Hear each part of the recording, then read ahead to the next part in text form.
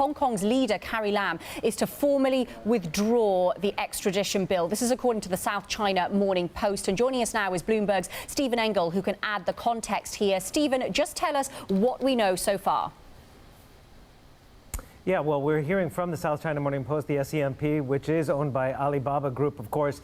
They are reporting that Lam has called a meeting with pro-establishment politicians. That's another way of saying pro-Beijing leadership here in Hong Kong, in the Hong Kong Legislative Council at 4 p.m. local time, so within the next couple of hours. And it is being learned that she will formally withdraw this extradition bill that was really the spark that led to this now 13 weekends in a row of unrest on the streets of Hong Kong that has boiled to the point of really dividing the city, of course. And there were 5 main demands by the protesters, and this was top of the list. And so far, Carrie Lam, the embattled chief executive, has refused to meet any of those demands. The extradition bill, after it was first seen that 1 million people plus hit the streets of Hong Kong, she said the bill was suspended but was not formally withdrawn.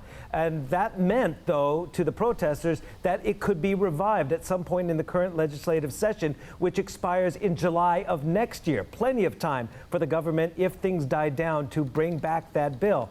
Now, it looks as though she is finally acquiescing to the top demand of the protest group, and that is she will officially scrap this legislation. She had previously said it was dead, but again, not officially withdrawn. The other main demands, of course, by the pro-democracy camp is have an independent inquiry into alleged police excessive violence. That she has not given in to, saying that there is already a mechanism in place for police complaints. The other things also she has not acquiesced to, and that is a declassification of certain protests as being riots, which carry longer prison sentences for those convicted. The protesters also want the government to release those who have been detained so far. More than 1,000 arrests have already been made by police. And then again, a broader demand, they want full universal suffrage in Hong Kong, which is probably a very far-off goal.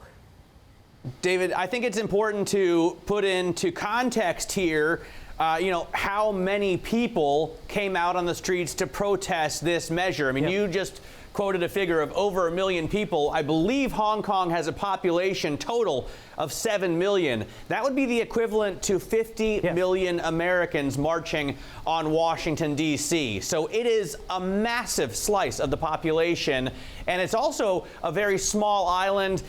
Over the last 13 weeks, how much economic disruption have these protests caused? Well, 2 parts to the question. Let's talk about the economic side first. Already the financial secretary, Paul Chan, has ratcheted down the full-year growth forecast. Original forecast was for 2 to 3%, and that would be for GDP, and that would be even in a very challenging environment with this trade war. Of course, Hong Kong is an international proxy and gateway to China, so it suffers when the trade war and trade flows suffer. So already they were thinking 2 to 3%, but then they've ratcheted that down to 0 to 0.3%.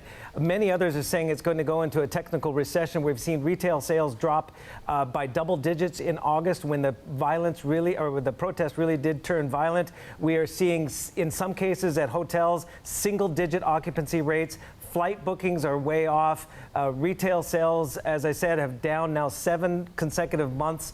So this Hong Kong economy has definitely been suffering. As for size and scope of the protests, those violent protests, we have to acknowledge that it's a small minority of the protesters who are turning to violence, usually late in the evening, and they're being very provocative with the police.